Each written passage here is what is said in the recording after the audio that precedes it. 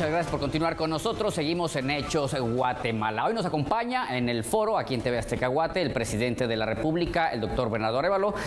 Señor presidente, muy buenas noches, bienvenido. Luis Armando, siempre es un gusto. ¿Cómo está usted? Bien, bien, muchas gracias por acompañarnos para hablar de varios temas, pero el primero que quiero tocar, ya para iniciar esta entrevista, el tema de los puertos. Durante varios meses hemos estado hablando de la situación de los puertos. El sector empresarial ha levantado mucho la mano con estas afectaciones que ellos han tenido y se firma, a final de cuentas, la semana pasada un convenio con el Cuerpo de Ingenieros del Ejército de los Estados Unidos, esto con la finalidad de mejorar la situación portuaria de Guatemala. Platíquenos primero en qué consiste este convenio que se firmó. Bueno, este es un convenio que hemos firmado con el Cuerpo de Ingenieros del Ejército Norteamericano, mediante el cual el gobierno de Guatemala los está contratando para que hagan el estudio y el diseño para la ampliación de Puerto Quetzal. Puerto Quetzal es un puerto que debería haberse comenzado a expandir, a ampliar hace más o menos 30 años. Y a pesar de que existía inclusive un plan maestro que indicaba claramente qué era lo que habría que hacer, no hubo ningún interés en una serie de gobiernos en acometer una tarea que es una tarea complicada, es una tarea de gran dimensión, que para nosotros, sin embargo, es esencial porque llegamos al gobierno y nos encontramos con una situación en donde teníamos a los puertos casi parados por un cuello de botella causado por el hecho de que desde que se creó Puerto Quetzal hasta hoy, el comercio en Guatemala ha crecido de tal manera que se ha multiplicado el número de barcos que hacen uso de las instalaciones y no se había expandido el puerto ni se había acometido ningún tipo de modernización de todo el procesamiento. Entonces, lo que hemos hecho ahora es, después de hacer un análisis cuál podría ser la ruta más adecuada, hemos escogido esta ruta, la discutimos con el gobierno de los Estados Unidos de América. Tenemos los mecanismos que nos permiten tener este tipo de colaboración y entonces lo que firmamos la semana pasada con la visita del almirante Hosty, que es el comandante del Comando Sur, fue el acuerdo para la ampliación de los puertos. Pero al mismo tiempo, esta semana estuvo en Guatemala una comisión de expertos del Cuerpo de Ingenieros, pero esta vez en temas de ferrocarril y metro, porque estamos discutiendo con ellos exactamente lo mismo, la necesidad de, en el caso del tren, recuperar una infraestructura que Guatemala tuvo alguna vez y que por la mezcla de incompetencia y corrupción que ha habido durante tanto tiempo se perdió, al grado de que ya la gente no se acuerda de que teníamos un ferrocarril que transitaba, que iba desde Puerto Quetzal, pasaba por la ciudad, llegaba hasta Puerto Barrios. Pues ahora vamos a rescatar eso porque creemos que es parte de una infraestructura estratégica necesaria para el desarrollo del país. Este grupo dio su informe el viernes, al final de su visita, y estaremos firmando una carta de acuerdo como la que firmamos para la expansión del puerto. Estaremos firmando dos, una para la recuperación de la red ferroviaria del país y la otra para la construcción del metro de la ciudad de Guatemala. Y eso lo haremos en el mes de agosto. Usted menciona este punto de infraestructura estratégica. Quizá nos ven muchos guatemaltecos que dicen, bueno, nosotros necesitamos temas de salud, temas de seguridad, temas de carreteras, pero ¿cómo explicarles la importancia precisamente de este asunto, la infraestructura estratégica, que a final de cuentas viene a abrir el desarrollo económico para el país? La infraestructura estratégica es una condición necesaria para que la economía del país crezca, para que exista una capacidad de procesar mayores volúmenes de exportación, que es lo que necesitamos generar, tanto en exportaciones tradicionales agrícolas como en exportaciones industriales nuevas que nosotros estamos trabajando para atraer, y también para poder importar desde los distintos países, muchas veces insumos para esta producción. Si uno no tiene una infraestructura de transporte adecuada, el país se estanca en términos del desarrollo de su economía. Y si se estanca en el desarrollo de su economía, no hay posibilidades de inversión, no hay nuevos puestos de trabajo, no hay generación de esa riqueza que se necesita. Nosotros lo que tenemos muy claro es que esta infraestructura estratégica de puertos que vamos a expandir, el metro que vamos a construir, el aeropuerto, estamos trabajando con el Banco Mundial y ya recibimos el informe para que nos va a permitir invertir en la modernización del aeropuerto de La Aurora, pero además en otros 4 aeródromos en todo el país. Y del ferrocarril son parte necesaria, pero tienen que ser complementadas con inversiones en otras áreas. Sabemos que tenemos que llevar inversión a las áreas que han estado más abandonadas de inversión pública del país, aquellas áreas en donde el Estado ha estado ausente, y esa ausencia es evidente en la falta de acceso a servicios médicos, la falta de acceso a educación, la falta de carreteras y caminos decentes por los que la gente pueda transitar. Esas son inversiones complementarias y nosotros estamos trabajando por un lado para lograr desarrollar esa mega infraestructura y por el otro lado trabajar para llevar infraestructura que le dé servicio directo a la gente que más lo necesita. Señor presidente, ya para finalizar con el tema de los puertos, serán varios meses en los que se logren ver estos resultados ya por parte del trabajo que se está haciendo con el cuerpo de ingenieros del Ejército de los Estados Unidos, pero ¿qué planes hay para que a corto o mediano plazo los costos para los importadores y los exportadores o bien los problemas logísticos se solucionen? Nosotros, mientras ya estamos trabajando en esa ampliación, yo he instruido a Puerto Quetzal y a la Comisión Nacional de Puertos para que hagan auditorías en los 2 puertos, en Puerto Quetzal y en Pornac, en el Caribe, para que hagan 2 auditorías, una auditoría de procesos y una auditoría de seguridad. Estas auditorías nos van a permitir identificar cuáles son las brechas que existen en este momento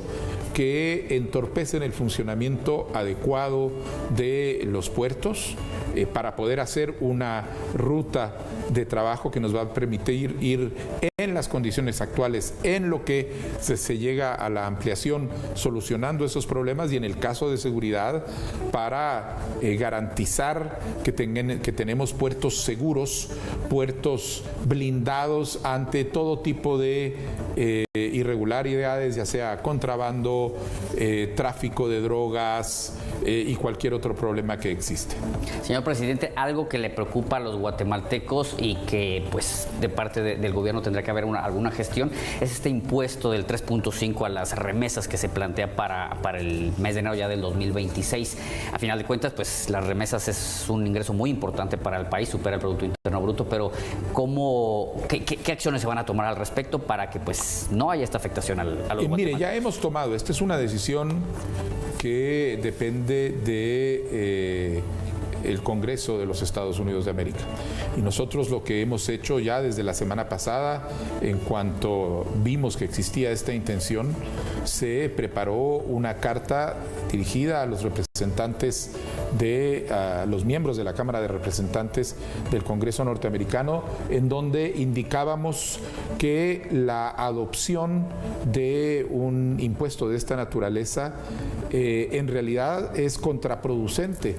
a los objetivos que tenemos en conjunto los Estados Unidos y Guatemala de empezar a resolver las causas profundas de la migración, y que es la situación de pobreza y abandono en que vive mucha población en el país, desafortunadamente, y que causa que vayan saliendo. El tocar las remesas, encarecerlas para que vengan, van a tener un efecto negativo en la condición económica de los guatemaltecos en las regiones más necesarias del país. Y para nosotros es fundamental que el gobierno norteamericano entienda esta situación, y lo primero que hicimos en cuanto vimos que esa era la dirección era poner a trabajar a las instituciones de gobierno, conscientes de que esta es la población que más necesita del apoyo del gobierno, y nosotros hemos decidido hacer todo lo que podamos para apoyar eso. Nuestro canciller se encuentra en este momento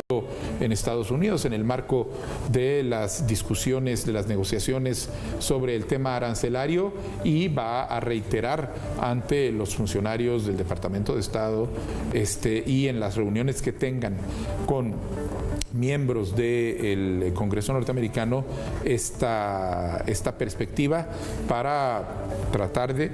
encontrar alguna salida a esta situación. Ya que usted toca el tema de los aranceles, pues el sector exportador de Guatemala, el sector importador, pues también está muy preocupado porque pues esto a final de cuentas puede generar afectaciones al sector económico y generar desventajas ante otros mercados internacionales como lo es en México. La delegación se fue perfectamente preparada para poder hacer una negociación, no para disminuir los aranceles, sino eliminarlos. Mire, nosotros, la delegación se fue a plantear ante la oficina del representante comercial de los Estados Unidos, que es la entidad y la persona que maneja estas negociaciones, para plantear el caso de Guatemala, plantear una identificación de una serie de medidas que se están tomando con la intención de buscar efectivamente una eliminación idealmente o una mitigación de estos aranceles. Como usted sabe, los aranceles no se los han puesto a Guatemala, es una medida que el gobierno norteamericano ha impuesto de carácter prácticamente global. De hecho, nosotros tenemos el 10% de aranceles en este momento, que es la tasa más baja que existe a los distintos países. Hay países a los que se les han puesto tarifas de 30 y pico %, y bueno, con China han llegado inclusive a 135%. Nosotros confiamos que sobre la base de esta relación estratégica que venimos construyendo con el gobierno norteamericano, tengamos una conversación que nos permita encontrar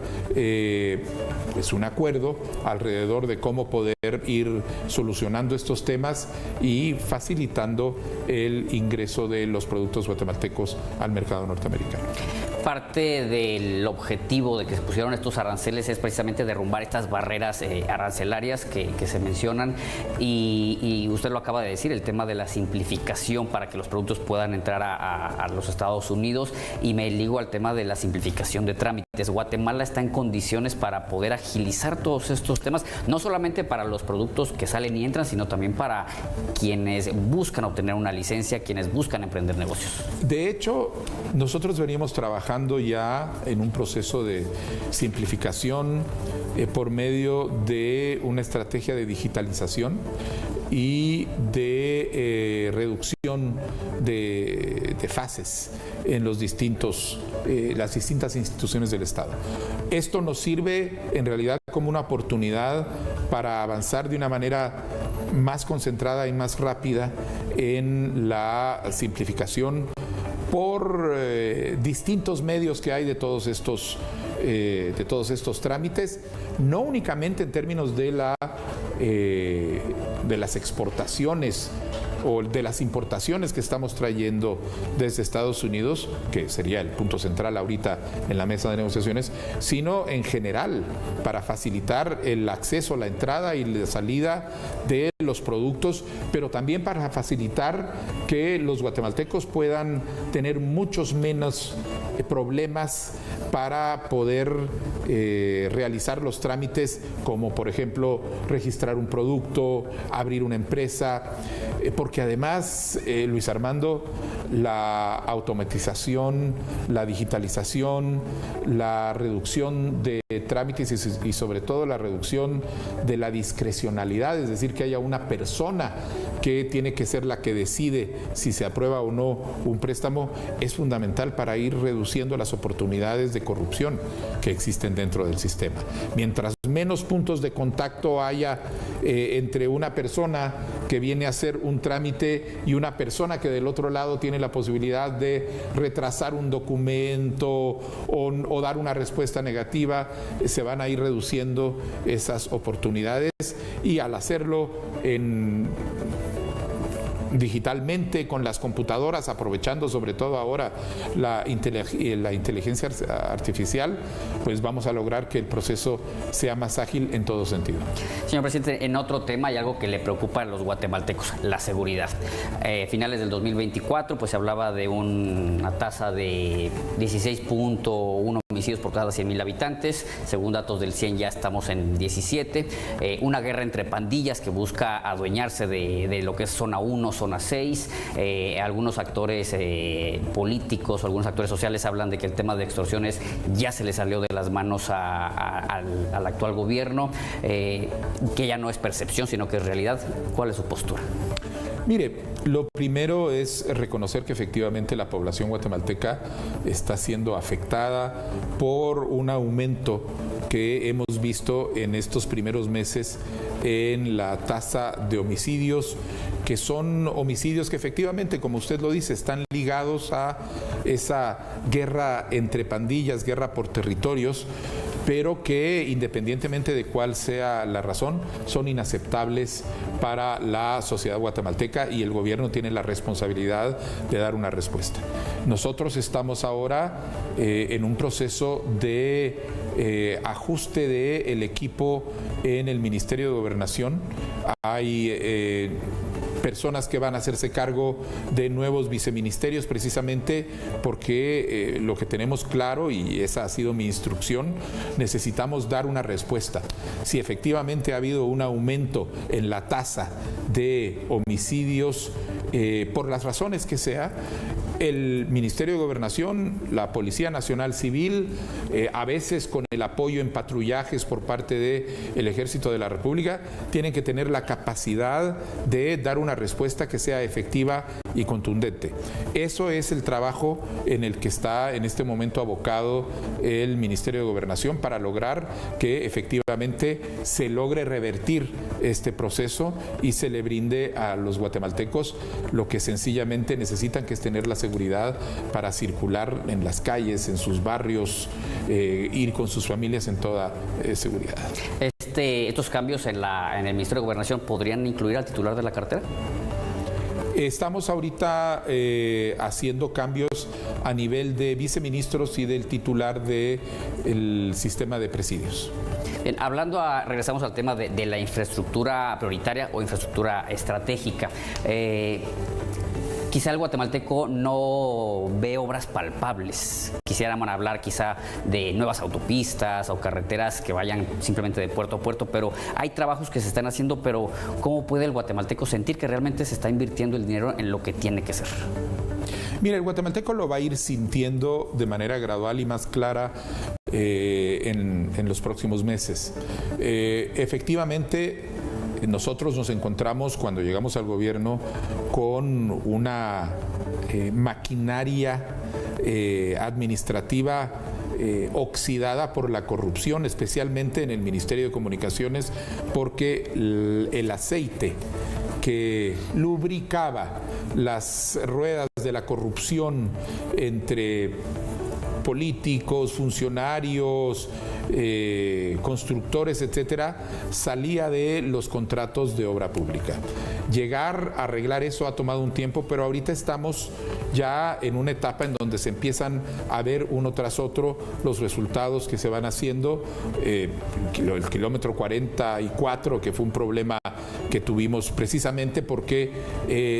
las administraciones anteriores habían olvidado el principio de mantenimiento de los conductos de agua que pasan por debajo de la carretera, y de otros que hemos ido inaugurando poco a poco se están empezando a notar. De hecho, nosotros estamos trabajando con el Ministerio de Obras Públicas con una indicación de objetivos muy claros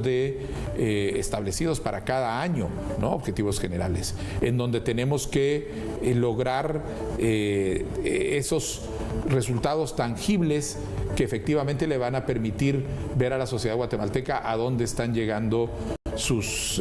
impuestos. Eso pasa tanto por el mantenimiento de obra existente como el desarrollo de nuevas carreteras, pero también con una inversión muy intencional para desarrollar y